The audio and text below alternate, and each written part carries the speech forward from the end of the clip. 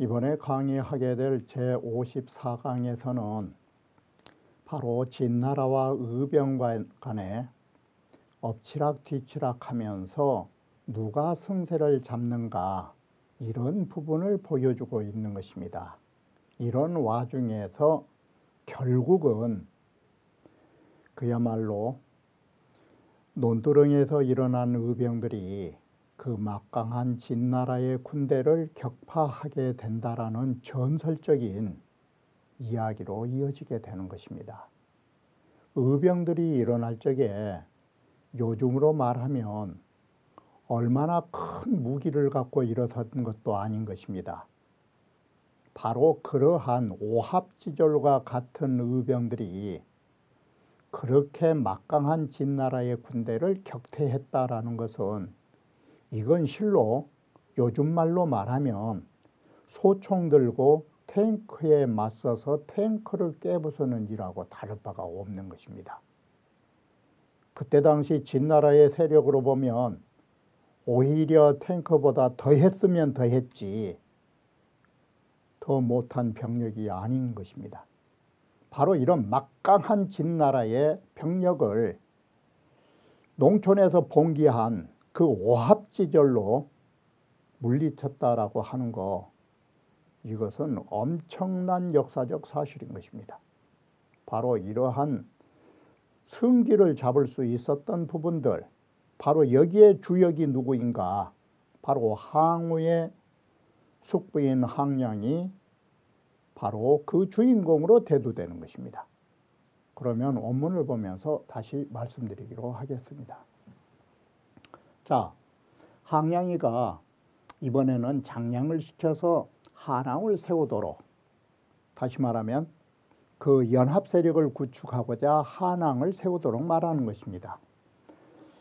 장량이 세 항량활, 장량이가 자기 조국을 위하여 항량이에게 유세를 하는 것입니다. 구리 일입초의, 당신은 이미 초나라의 후예를 왕으로 세웠는데 한나라 모든 공자 가운데에 횡양군인 성이라는 사람이 가장 훌륭하니 가리비왕하야 가히 그를 세워 왕으로 삼아. 이 수당이라는데 바로 이 수당이에요. 여러 제후들을 세운다라는 것은 연합의 당을 말하는 것이에요. 더욱더 당파를 세울 수 있다는 수당이라 해도 되고, 요즘으로 말하면 이건 연합 세력을 더 구축하게 되는 것이에요. 그러니 양이 사량으로 한성하야, 그래서 바로 이 항량이 장량을 시켜서 한성, 흉양군 성을 찾아서 그를 세워 한왕으로 삼도록 했더라라고 해서, 이렇게 하여 장량은 한나라를 위한 보복을 누구 손을 빌려서 이룩하느냐, 1차로 항량 손을 빌려서 진시황이 멸망시켰던 한나라를 다시 세운 데 의미가 있는 것이에요.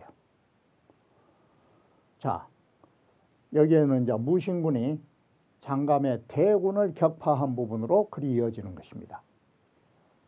장감이 위나라를 공격하자 제왕담과 바로 초장 항타가 바로 모두 병사를 거느리고 위나라를 구제했는데 장감이 승리를 한 것입니다. 장감이 제초의 군대를 대파시켜버리고 제나라 왕까지도 죽여버린 것입니다. 그러자 거기에 몰려가지고 위나라 왕인 구도 스스로 분신 자살을 한 것입니다. 자, 이것은 분명히 진나라의 군대가 얼마나 막강한가를 보여주는 부분인 것입니다. 바로 이런 막강한 장감의 군대는 의병들을 일격에 몰살시켜버리는 이런 막강한 병력을 갖고 있다라는 데에 주목하는 것입니다. 그러자 그 동생인 표가 도망하여 초나라로 오자 초해왕이 그에게 병사 수천 명을 줘가지고 다시 위나라 땅을 따라서 군대를 징집하고 하게 하고 그를 세워서 위왕으로 삼았더라. 전영이는 형에 그 다음에 남은 병사를 다시 수합해 가지고 동쪽으로 동하로 달려가니 장가미가 뒤쫓아서 포위하자 계속 몰아붙이자 무신군이 바로 항량이가, 무신군은 항량이니까 항량이가 병사를 이끌고서 장감의 군대를 동하 아래에서 격파해버린 것입니다. 바로 이것이 전세를 뒤바꿔 놓은 것입니다. 그리고 뿐만 아니라 뒤쫓아서 복양까지 이르러가면서 또다시 장감의 군대를 격파해버렸다라는 것. 이것이 역사의 한 장이 넘어간 것입니다. 이렇게 해서 진나라는 의병에 의하여 패배당하고 격퇴당하는 이런 역사의 장을 만들어주고 있다는 데 주목하는 것입니다. 자, 바로 이렇게 바깥에서는 전쟁이 나고 있는데 이세는 어떻게 하고 있었느냐. 내시 조고가 전권으로 독행하기에 이르는 것입니다. 바로 그것은 두 단락으로 볼 수 있는데 모든 일에 크고 작은 일을 상관하지 않고 조고가 모두 결정했다라는 것은 조고가 진나라 천자라는 것입니다. 이 내시가 천자의 권한을 독점하고 있다는 증거예요. 바로 독점하면서 거기에 상대의 라이벌이 될 수 있었던 이사를 처지하지 않을 수가 없는 거예요. 처리할 수밖에 없는 거예요. 그래서 조고가 이래저래 죄를 만들어 단련해가지고 이사의 부자를 요참해버린 것입니다. 바로 우리는 여기에서 이사의 행적을 살펴보면 이사는 내가 항상 말씀드리듯이 두 번 탄식하게 되는 것입니다. 한 번의 탄식은 그의 출세기를 열어줬고 마지막 탄식은 그의 죽음의 길을 열어준 것입니다. 그러므로 나는 이렇게 보는 것입니다. 칙서지타는 바로 칙간의 쥐를 보면서 탄식한 것은 바로 시골에 있어서는 안 되겠구나 하고서 이에 순경에게서 제왕수를 배우게 되는 것입니다. 이렇게 해서 순경의 제자가 되고 학문을 닦아서 승승장구에 40여 년간의 권력을 누린 것입니다.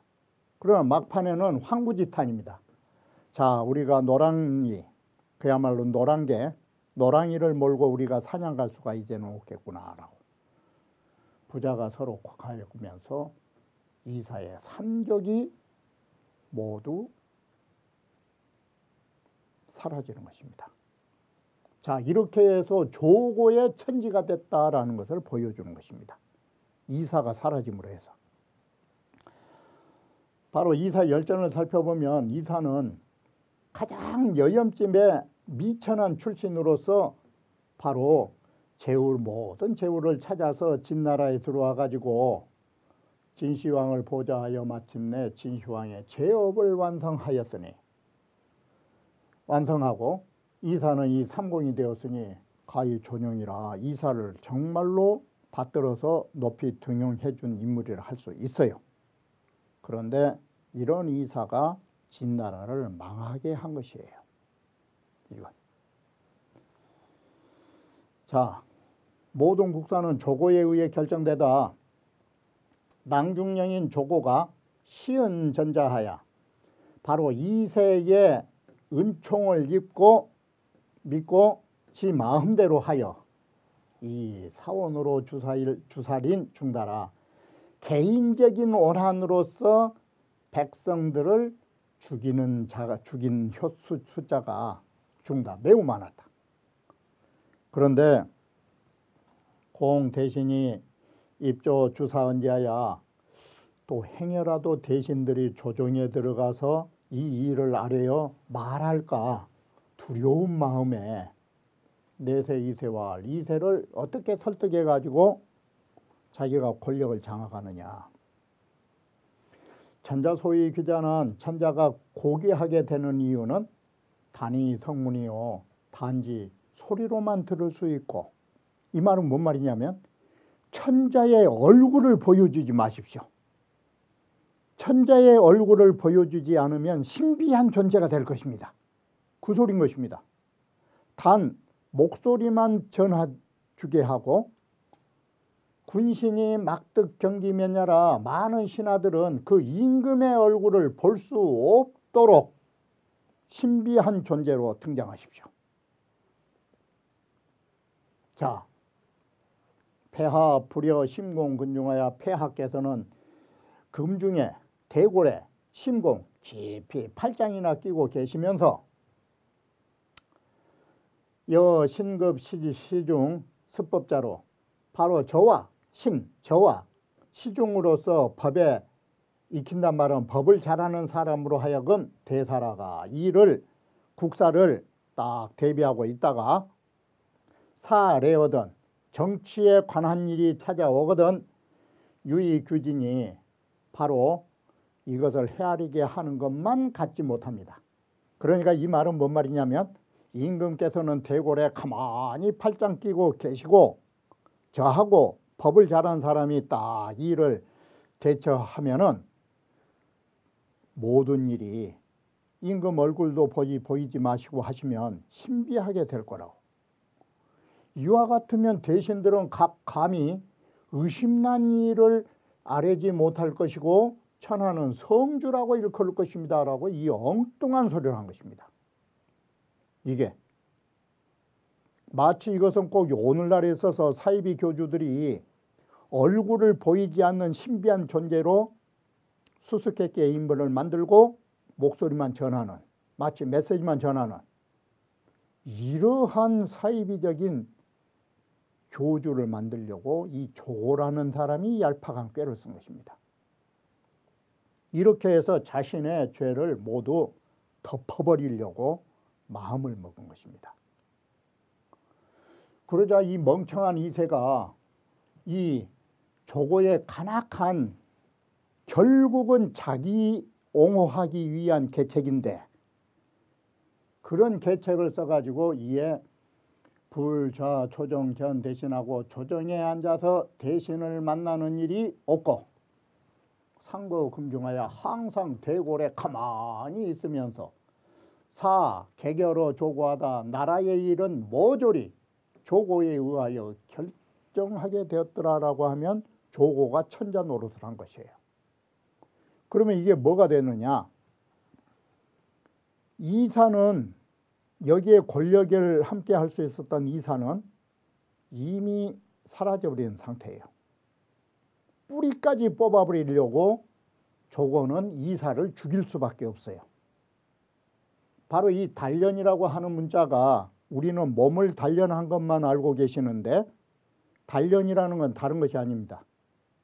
법을 집행하는 사람들이 죄인을 잡아놓고 마치 쇠 부리듯이 이쪽으로 망치질 해가지고 이 모양 만들었다가 저 모양 만들었다가 요즘 말로 하면 법을 다스리는 검찰이나 경찰이 범죄를 만들어내는 것을 단련이라고 하는 것입니다. 죄인의 죄를 밝히는 것이 아니라 자기들의 입맛에 맞게 죄를 만들어내는 것을 단련이라는 문자를 쓰는 것입니다. 홈이 만들고 싶으면 홈이죄를 만들어내고 쟁기죄를 만들고 싶으면 쟁기를 만들어낸 것입니다. 그것을 단련이라고 말하는 것입니다. 없는 걸 가지고도 만들어내는 것입니다. 이것이 법을 집행한 자의 문제점인 것입니다. 그 권력이 막강함으로 여기에는 모두 나오지 않았지만 이사를 고문하고 두들겨 패고 매가 무서워서 이사도 바로 조고에 써준 대로 그야말로 진술서 써준 대로 쓰라는 대로 쓸 수밖에 없는 것입니다. 그것이 단련인 것입니다. 만들고 싶은 대로 만들어내는 죄상들 조고가 그 짓거리를 한 것입니다. 그래가지고 이사를 요참한 것입니다. 물론 이사가 잘했다는 건 아닌 것입니다. 그러나 이것은 아니었던 것입니다. 조고가 문 이사 이연하고 이것이 사단이에요. 조고가 이사가 말을 한단 말을 듣고 이 소리는 뭔 소리예요? 이사가 조고에 대해서 말한다 이 소리예요. 나에 대해서 내 말을 해? 그래서 화근을 없애기 위하여 누구를 잡느냐? 이사를 바로 잡은 게 아니라 이사의 아들을 잡은 거예요. 승상의 장남 이유가 삼천 태수로 있었는데 여도 통하고 도적놈들과 내통하고 여기에 말한 도적이라는 것은 의병들과 내통했다라고 본 것이에요. 그리고 승상이 밖에 있으면서 폐하보다도 권력이 큽니다. 이게 바로 단련이에요. 이걸 만들어낸 것이에요. 그러자 이세가 그렇게 생각해갖고 얘 사람으로 하여금 안엄 삼천수 여도 통상하고 바로 삼천태수가 의병들과 통하는 내통하는 형상을 안엄 고문해가지고 물어서 증언하고 사리하니 이사를 옥리에게 내려서 가다버리니 취욕이 오늘 이사가 옥으로 나가자. 이세가 이쪽 조고 치지한데 그것을 누구한테 부탁했느냐? 조고에게 부탁해가지고 이사의 죄를 다스리도록. 그러니 조고가 뭔 짓을 했느냐? 이사에게 오형의 논제를 모두 다 둘러 씌워가지고 요참 함양시안이 함양 저자거리에서 목을 치는 것도 아니라 허리를 두 농간인에서 죽이니 마침내 부자가 서로 곡하면서 삼족이 다 멸망했더라. 이세는 조고로서 이제는 이사가 없으니까 조고를 갖다 이사 자리 승상에 앉혀가지고 나라 일이라면 크고 적은 것이 없이 모두 조고에 의하여 결정하겠다. 바로 이것이 무슨 일이냐라는 것이 문제가 되는 것입니다. 자, 항양이 잘 나가다가 이게 너무나 교만을 떤 바람에 항양이 패배의 길을 걷게 되는 부분을 말씀드리는 것입니다. 항양이 패하여 죽음으로써 초해왕이 잠시 맹주가 됩니다. 항량이가 사라지니까. 항량이 교만한 색으로 진나라를 가볍게 여겼다가 도리어 패배해서 죽는 것입니다. 그리고 장가미가 조나라를 공격하자 경자 광군이 조나라를 구원하러 가는 것입니다. 바로 이 과정에서 또 황후와의 일이 일어나게 되는 것입니다. 그리고 먼저 패공을 보내서 함곡간을 들어가 안정시키도록 하는 것입니다. 자, 일단락에서는 항량이 전쟁에 이겨가지고 그 교만한 기색으로 진나라를 가볍게 생각했다가 패배하여 죽음의 길로 가는 부분을 말씀드리겠습니다. 항량이 이파장감하고 항량이 장감군대를 이미 장감군대를 격파하고 인병, 병사를 이끌고 정도 땅에 이르러서 또다시 진군을 대파하고 황후와 패공이가 또한 진군으로 더불어서 옹구 땅에서 전쟁을 치렀는데 거기에서도 또 진나라를 이긴 것입니다. 그리고 이유까지도 참하니 항량이가 이제는 눈에 보인 것이 없는 것입니다.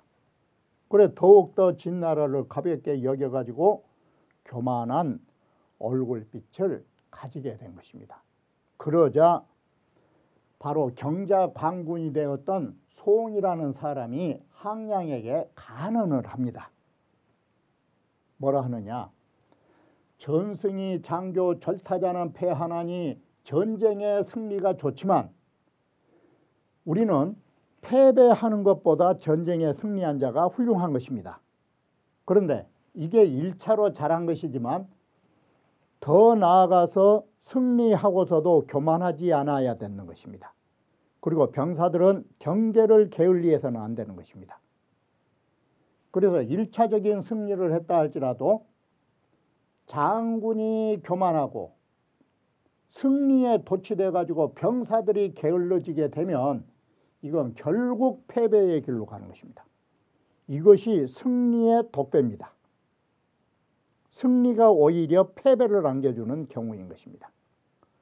그러니 신은 위군해제하노이다. 신은 바로 항량 당신을 위하여 생각해 보면 참 그게 겁이 납니다. 당신이 패배할 수 있습니다. 그랬음에도 항량이 그 말을 귀담아 듣지 않은 것입니다.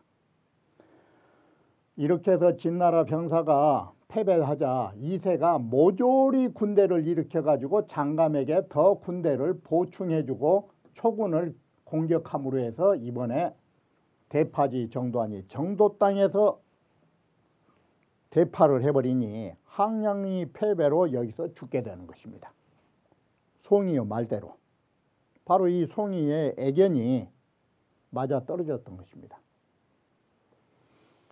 장감이 이파 항량하고 이미 항량을 격파하고 이에 황하강을 건너서 북쪽으로 조나라를 공격하니 조, 삭청, 구와 초라. 조나라는 자주 초나라에게 구원병을 요청하게 이른 것입니다. 그러자 초나라 회왕이 송이로서 상장군을 삼고 바로 이 선견지명이 있다 해서 송이로 상장군을 삼고 황후가 차장이 되어가지고 조나라를 구원하러 갈 적에 제 별장을 모든 별장들이 옛날에는 누구한테 예속되어 있었느냐? 항량이한테 있었어요. 항량이한테 예속된 모든 별장들을 이번에 누구한테 줘버렸느냐? 모두 송이한테 속하게 해서 만들고 송이를 뭐라고 호칭했느냐? 경자관군이라고 하게 돼요. 바로 여기 속에는 무슨 의미가 담겨져 있느냐? 지금 이 사건이 항량이 죽음으로써 판세가 어떻게 바뀌었느냐? 항량이 죽음으로 해서 초해왕이 맹주 노릇을 하는 거예요. 그리고 맹주의 신복으로 송이가 등장하게 되고 경자관군이라고 해서 의병의 주도권을 누구한테 줬느냐? 송이한테 준 거예요. 이럴 때 황후 입장에서는 어땠느냐? 자기 숙부의 모든 애속된 별장들을 나한테 주는 게 아니라 경자관군한테 주었다. 우리 집 병사를 남들에게 넘겨줬다라고 생각한 거예요. 이것이 송이가 임시 잡고 있는 것 같지만, 권력을 잡고 있는 것 같지만 황후를 당겨갈 수가 없어요. 그리고 초해왕이 항량이가 죽으니까 황후는 별거 아닌 것처럼 생각하고 이런 정책을 했지만 결국 이것이 황후를 당겨갈 수는 없어요. 바로 지금 일은 이러한 역사를 애견해 준 부분이에요. 다시 정리하면 항량의 죽음으로 해서 초해왕은 맹주 노릇을 하게 되고 맹주에 의하여 장군으로 모든 권한을 가져간 사람은 경자관군이었다. 상대적으로 황후는 바로 자기 작은아버지 있을 때보다 작은아버지가 죽음으로 해서 찬밥으로 전락하는 거예요. 이것이 문제가 되는 것이에요. 자, 그러면 이번 강의는 여기서 마치기로 하고 못다한 부분은 다음 강의에 이어서 말씀드리기로 하겠습니다.